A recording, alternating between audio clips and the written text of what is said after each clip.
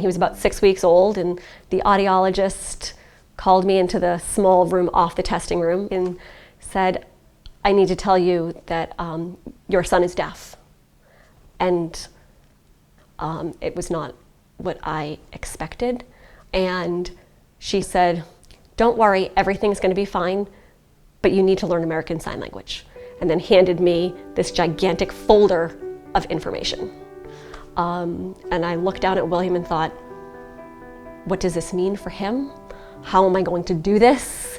And I felt extremely overwhelmed by the whole thing. But I didn't feel as though I had a choice in the matter. I needed to learn American Sign Language, so I take it very seriously. It was a little challenging in the beginning. It got less daunting as time went on.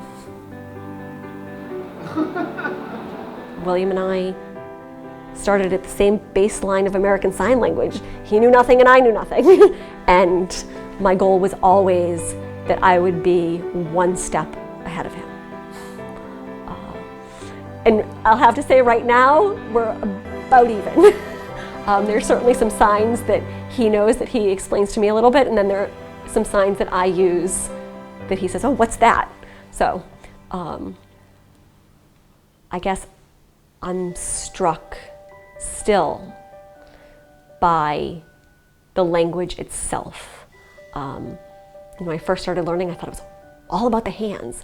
And then you realize, actually, it's, I would say, equally hands, but the rest is body and facial expressions and all that I had no idea about.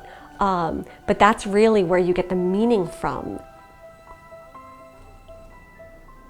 I think the best advice was when the audiologist told me, "You need to start learning American Sign Language." I've never wanted William to feel left out in his own home.